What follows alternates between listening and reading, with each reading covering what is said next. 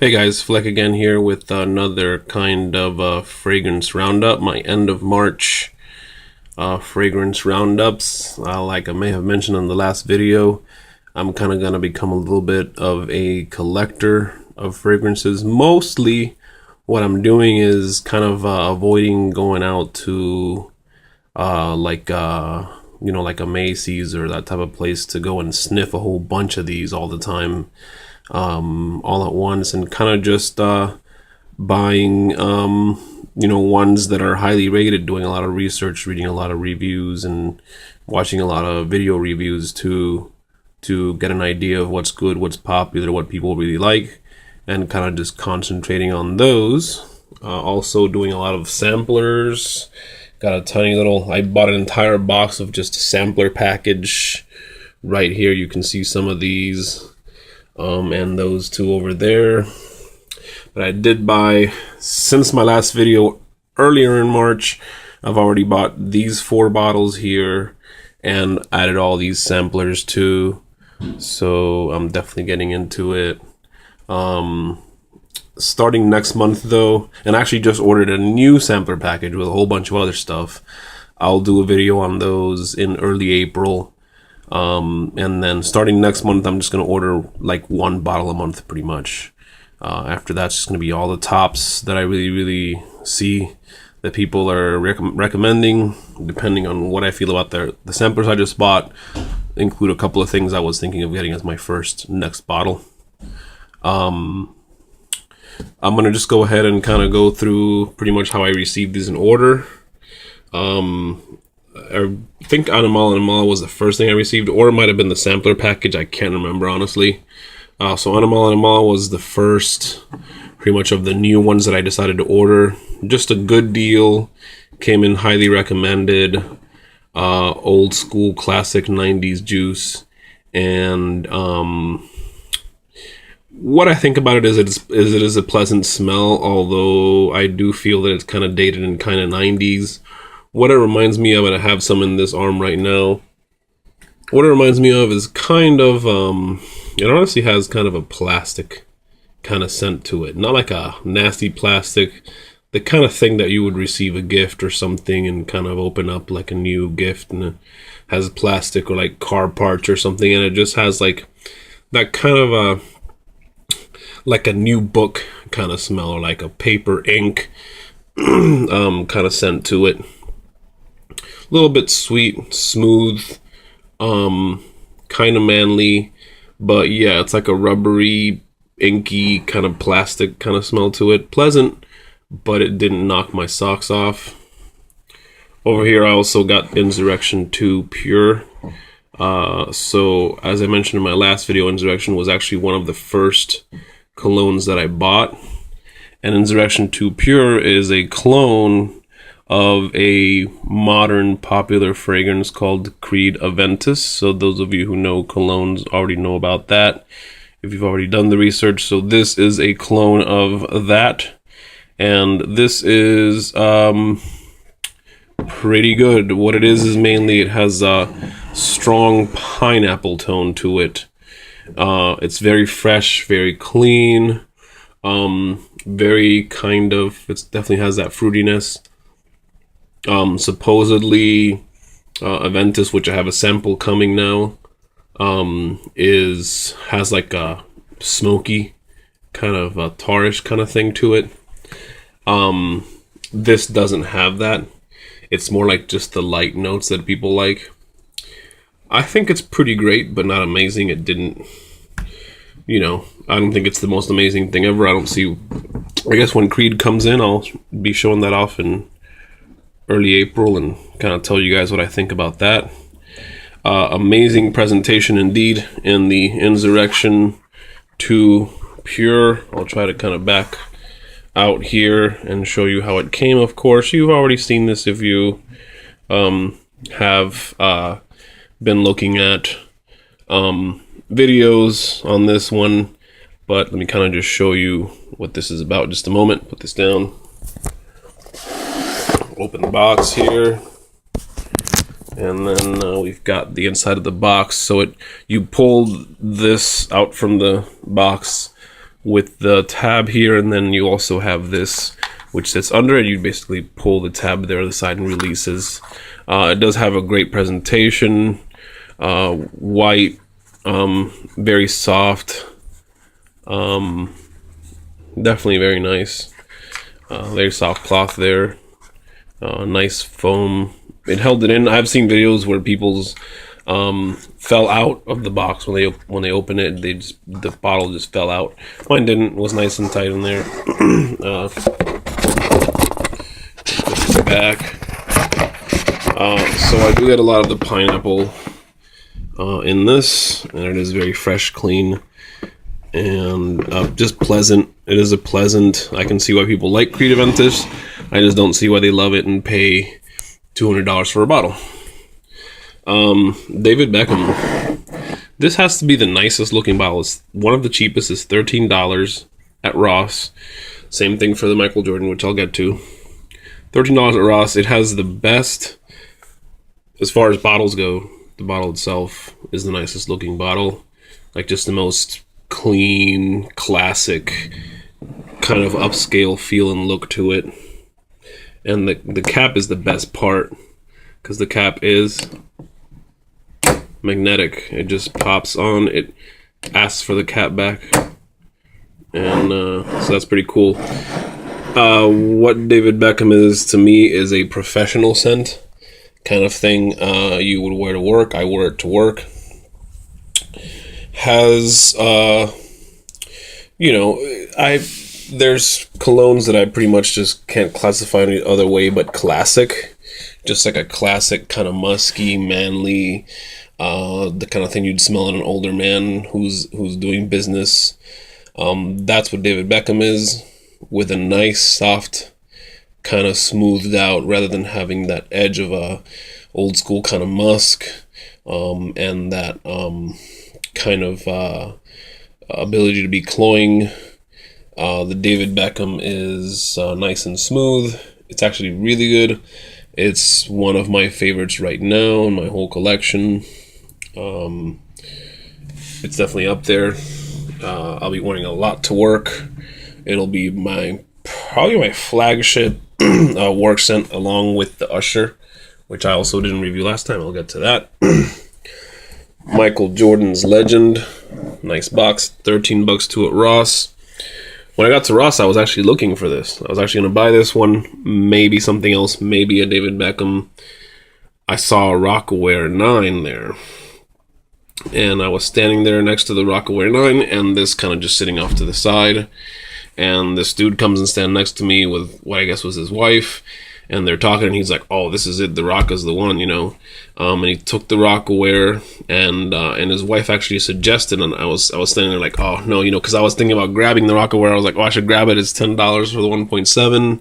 It's a little bit more than that on Fragrance Net, although with 25% off, and if you buy the 3.4, it actually ends up costing less than $20.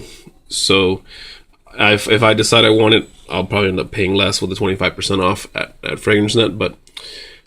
So I got this instead, and this is better reviews, and this is one of the best vanilla smelling fragrances. This is basically vanilla musk. Michael Jordan's version of vanilla musk, lasting power like crazy. I can never really mention sillage or projection on these because I don't get a sense of that. I don't have a very good sense of smell to begin with. Like every once in a while, a girl or something will pass by me and I'll smell her, probably because she's perfumed the heck out of her entire body and her clothes and everything. Otherwise, I don't usually smell fragrances on people. I buy fragrances for people who can smell me, and I don't want to go around being a stinky guy. So, definitely one of the best vanillas I've ever smelled. It's basically just vanilla musk. Very nice. Sporty cap. It's rubber. It's pretty much just all rubber. So the cap pretty much tells you like, hey, Michael Jordan, sporty. It is what it is. Nice glass. It has. It looks like a lot darker gold than you can see here. I put it up here. Maybe you can see how much of a darker gold it is. Vanilla musk, very nice. Lasting power like crazy. $13. It's the kind of scent that's not going to offend anybody. So that's it for the major bottles that I bought. They're all cheap, $20, $20, 13 each. Pulled out some of the pulled out like a couple of like body sprays, the clones of Acqua di Gio and Curve. Pulled those down, put them inside the drawer. And by the way, I'm really becoming a collector of this. I actually just bought a wine cooler, a little wine cooler that I'll be able to set right here, and it's gonna hold like, I don't know, probably like 20 fragrances maybe comfortably. I'll just take out the racks of the wine cooler and just set them down. I'll show you guys. It has a nice little light. Another guy on YouTube also uses a wine cooler to store his, and I bought pretty much the same exact thing. So what else did I get? My sampler pack. One of my favorites of the sampler pack is the Usher. Indeed, it is very nice. Another business type musk, kind of classic fragrance, but not quite so business and not quite so musky. Just nice, pleasant. I can't tell you what like tones I get from it, or what kind of scents are in it really. It's just nice, pleasant, kind of soft, but also something that you can wear to work. Something business-like and musky kind of. Mambo, not sure if I want to buy a full size.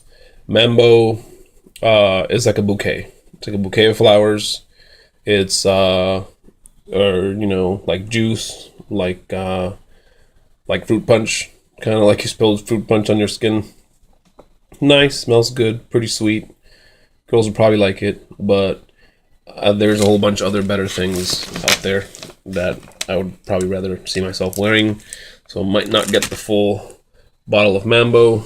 Maybe not now, maybe not ever, I don't know. Today I wore Pi Neo to work, and I've changed my mind on Pi Neo. At first I thought it was bordering between a kind of like a fruity kind of smell mixed with an oceanic. So this is what I think about Pi Neo now. It dries down to pie. After about a half hour to an hour, it's pie. It's vanilla. It has that classic vanilla pie scent. All day at work today, I could smell my arms, and I was like, that's pie. That's pie. That's old school classic pie. Only the first half hour to an hour, it has a bit of a more oceanic type of slightly more musky kind of scent to it. It's different from pie on the dry down that it does retain a little bit of that. But all of the other kind of oceanic kind of fruitiness that takes away from the vanilla dries down completely. And it practically just becomes pie in the dry down. So I do really like it. I no longer regret to purchase, and I'll be buying it quite often. Or I'll be using it quite often, that is. My samplers, and by the way, GQ came in the mail randomly. I think one of the places I bought some of these fragrances might have signed me up for GQ. And I mean, when you open it up, the first 20 pages are just advertisements of Givenchy, Versace, Gucci, all that stuff. You just flip page by page. It's like, oh my god, it's just advertisement after advertisement. I'm not gonna sign up to it, but I thought it was pretty funny. So some of the other samplers I got: Just Me by Paris Hilton. I just wanted to know what was up with that. A lot of people said it smelled really good. A lot of people said it was Paris Hilton's version of Acqua di Gio, and they're right. It's Paris Hilton's Acqua di Gio without anything that makes Acqua di Gio manly. So, girly. Just Acqua di Gio without any of the manliness to it. Not going to get a bottle of that.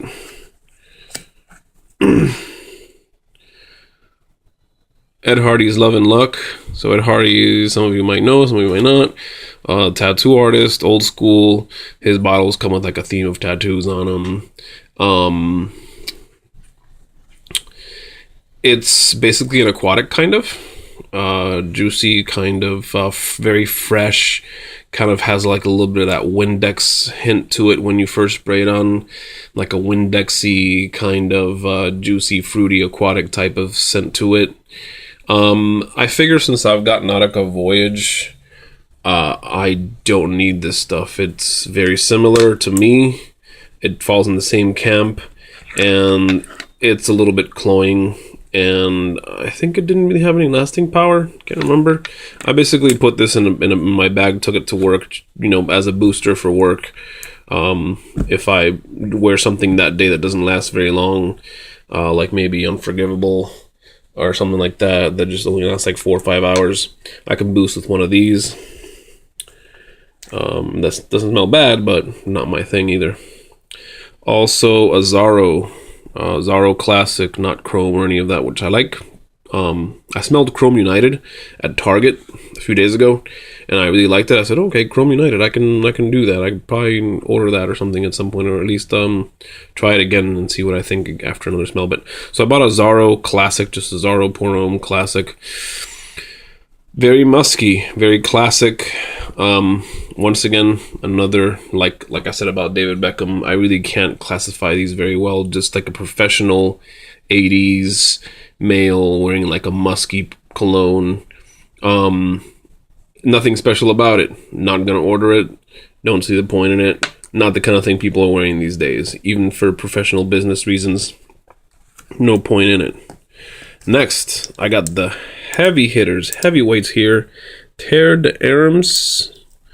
or Terre d'Hermes, right? I don't know. Terre d'Hermes, I think it's just Terre d'Hermes. And Terre d'Hermes, the Outre fraiche. Okay.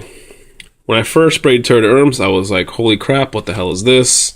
To be completely honest, it just hit me like I had just stepped into a smokehouse. Not even like I had just stepped into a barbecue smokehouse, but like I was standing on top of the smoker.